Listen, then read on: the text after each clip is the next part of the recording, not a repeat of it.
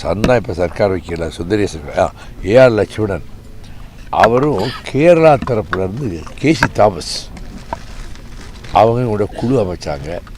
அந்த குழுவும் எல்லாம் ஆய்வு பண்ணி முடித்து சுப்ரீம் கோர்ட் ஃபைல் பண்ண ரிப்போர்ட்டில் பென்னிக்கு கடை பலமாக இருக்கிறது, அதுக்கு எந்த சேதமும் வராது என்று அவங்க ரிப்போர்ட் கொடுத்த பிறகு அணைய உடனே 142 அடி உயரத்துக்கு உயர்த்திக்கிடலாம்.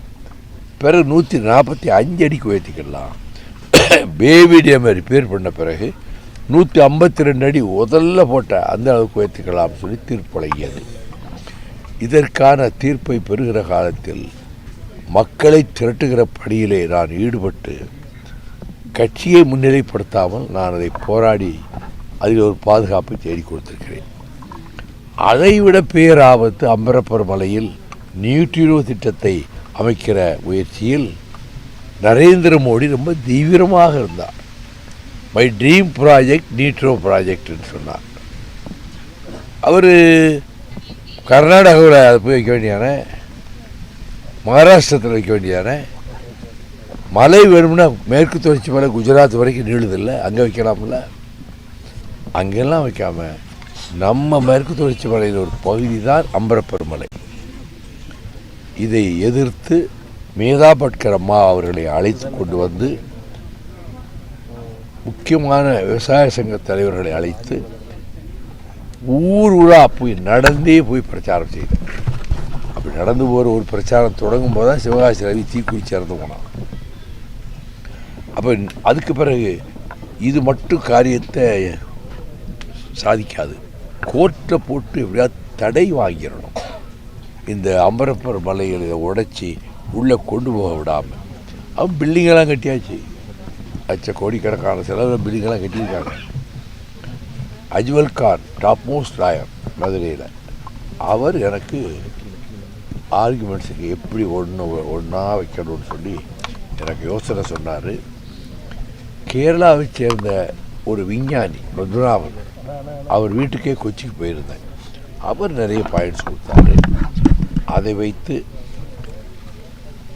ஹைகோர்ட் மதுரை பெஞ்சில் 3 hours ஆர்கியூ பண்ணியிருக்கிறாங்க. 2015 அவங்க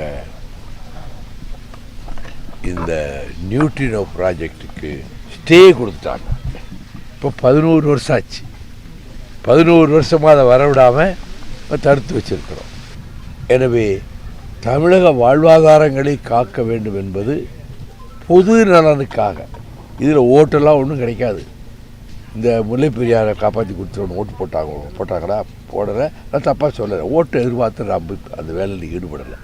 இந்த சீமக்கருவில் போய் வேகாத வெயிலில் எனக்கு ஏற்கனவே 2 நாளாக உடம்பு சரியில்லை, காய்ச்சல் வேறு. நாங்கள் போய் அதை ஏன் வெட்டுறோன்னு சொன்னால், இந்த சீமக்கருவரை பிசாசு செடி, வெளிநாட்டில் தான் டெவில்ஸ் ட்ரீங்கிறான். ஏன்னா பூமியின் ஆழத்தில் வேரூன்றி சுற்றுப்பகுதியில் அவ்வளவு தண்ணீரையும் உறிஞ்சிக்கொள்ளும். எவ்வளவு வெயில்காலம் ஆகட்டும், வேலிக்கருவில் எங்கேயாவது வாடி பார்த்துருக்கீங்களா? எங்கேயாவது அது ஒரு சருகு பார்த்துருக்கீங்களா? முழு தண்ணீரையும் உறிஞ்சிக்கொள்ளும். சுற்றுச்சூழலுக்கு பிராணவாயு ஆக்சிஜனை உள்ளே வாங்கிக்கிடும். இந்த மரங்கள் கார்பன் டை ஆக்சைடை தான் கந்தக வாயு வெளியிடும். அதனால் இந்த மரங்களில் பறவைகள் கூடே கட்டாது.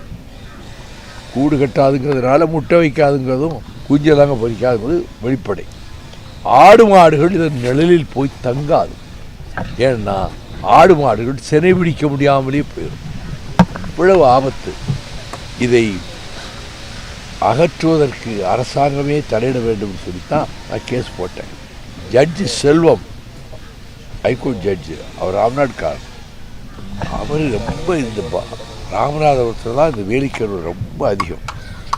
இந்த வேலிக்கருவை முற்றாக ப்ரொபோசிஸ் ஜூலிஃப்ளோரா என சொல்லப்படுகிற விஷச்செடியை முற்றாக அகற்றுவதற்கு ஏங்க மிஸ்டர் வைகோ நீங்களே ஈடுபடக்கூடாது? உங்கள் கட்சிக்காரங்க விவசாயிகளை தட்டிட்டு போய் செய்யுங்க, மற்றவங்களுக்கு ஒரு அவேர்னஸ் வரும், விழிப்புணர்வு வரும்னு சொன்னார். அப்படியே செய்கிற ஜட்ஜ் அப்படி சொல்லிவிட்டு 8 மாவட்டங்களில் போய் அப்போ நான் போய் இந்த வேலையில் ஈடுபட்டு நிறைய இடங்களில் எடுத்தோம். மேஜிஸ்ட்ரேட்ஸ் எல்லாம் சனி ஞாயிறில் சூப்பர்வைஸ் பண்ணணும்னு ஹைகோர்ட் ஜட்ஜ் ஆர்டர் போட்டார். எல்லா வக்கீல்களும் இதில் ஈடுபடணும்னார். 1000 வக்கீல்கள் இதில் ஈடுபட்டாங்க. 1000 ஐடிஐக்காரன் சென்னையில் இந்த வேலைக்காரர்களை இருக்கணும்னு போட்டு ஸ்டே வாங்கிட்டான். நான் கோர்ட்டை குறை சொல்ல, ஸ்டே கொடுத்துட்டாங்க. பிறகு நான் கோர்ட்டில் பல முறை வாதாடி கடைசியாக ஜட்ஜ் பரத சக்கரவர்த்தி, ஜட்ஜ் சரத்குமார், இந்த சீமக்கருவை இருந்தால் தமிழ்நாடு விவசாயமே அழிஞ்சு போயிடும், இதை அகற்ற வேண்டும். இதில் ஒரே ஒரு குழப்பம் வந்துடக்கூடாது. கருவேல மரம்ங்கிற பழைய கருவேல மரம் இருக்க, அது நாட்டுக்கு ரொம்ப தேவையானது. அதை வெட்டி உழவுக்கு மேலி தயாரிக்கிறாங்க. வீடுகளில் கூரை அமைக்க அந்த கம்புகளை பயன்படுத்துகிறாங்க. அதனால தான் ஆளும் வேலும் பல்லு குருதினாங்க. அது கருவேல மரம். இது வேலைக்காத்தான் எனப்படும் சீமை கருவேலம். சீமையிலிருந்து வந்தது. நைஜீரியா, சவுத் ஆப்பிரிக்கா நாடுகளிலிருந்து கொண்டு வந்து 60ல் தப்பான யோசனை கேட்டு பூரா விதைச்சிட்டாங்க விமானங்கள்.